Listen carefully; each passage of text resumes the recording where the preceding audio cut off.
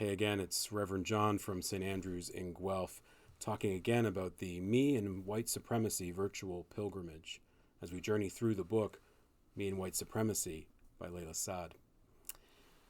I wanted to unpack a little more in this second introductory video around the title of the book itself. Layla mentions it in the introduction that for some folks they may not respond well to this title.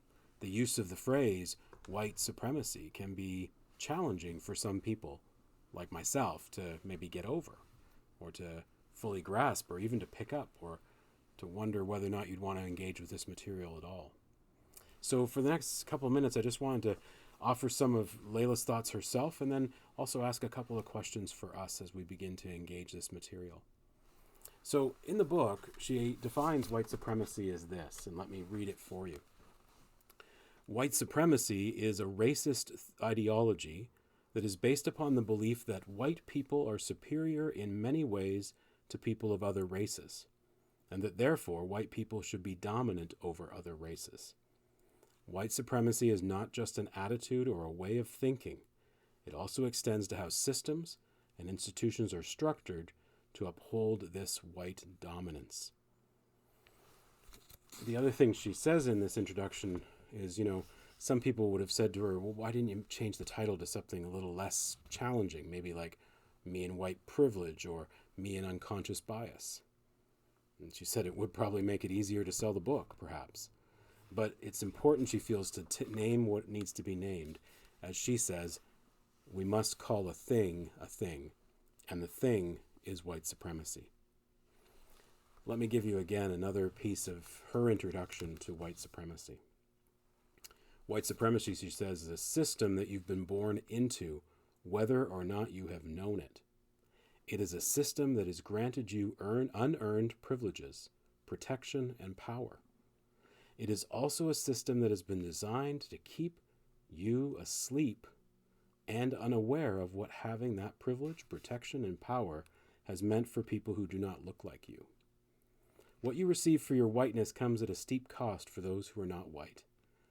This may sicken you and cause you to feel guilt, anger, and frustration, but you cannot change your white skin color to stop receiving these privileges, just like BIPOC cannot change their skin color to stop receiving racism.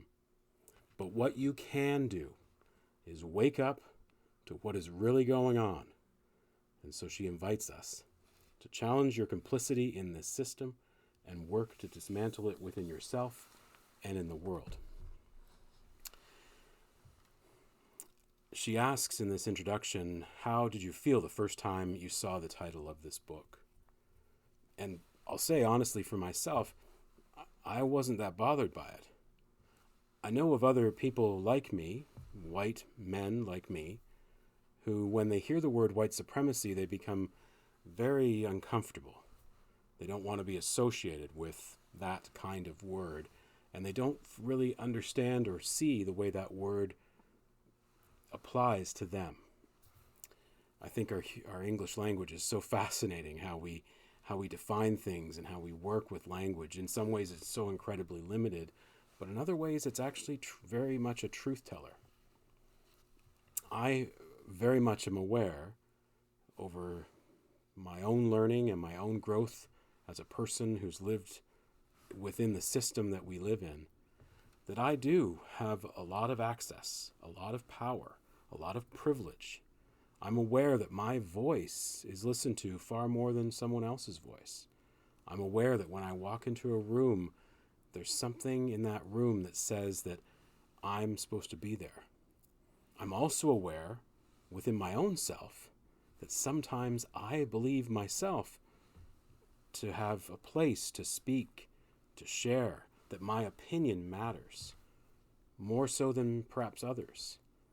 And I've had to work on that over a very, very long time, and I'm continuing to do that work.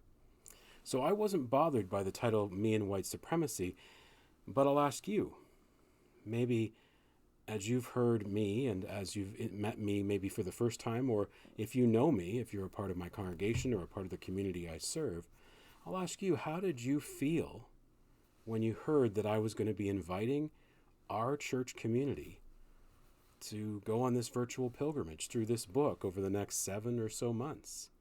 How did that make you feel when you saw the advertisements that we were going to be doing this and I was inviting you to this kind of conversation? How do you feel as you know of me in the community that I'm actually doing this work and having these conversations over this next little while? I'd be curious to hear back from you what it is you think of all this. I'm still trying to figure out myself, and I'm looking forward to starting the first week on May the 5th. The week of May the 5th is going to be our first week of our first chapter of Me and White Supremacy by Layla Saad. I hope you'll join me for it in some way.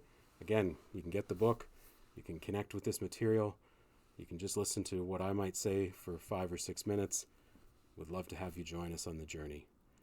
You just can see in the description a way of getting in touch with me.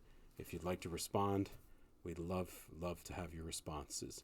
You'll also notice that the comments are not open. We're trying to create safe spaces as we go, and so I'd be happy to receive any feedback you'd want, but I'd like to receive that directly. And who knows, as we go through this journey, maybe I'll share confidentially some of the commentary that I have received along the way. Thank you for joining me for Me and White Supremacy, the virtual pilgrimage. And let's remind ourselves again, here's to doing what is right and not what is easy. Thank you.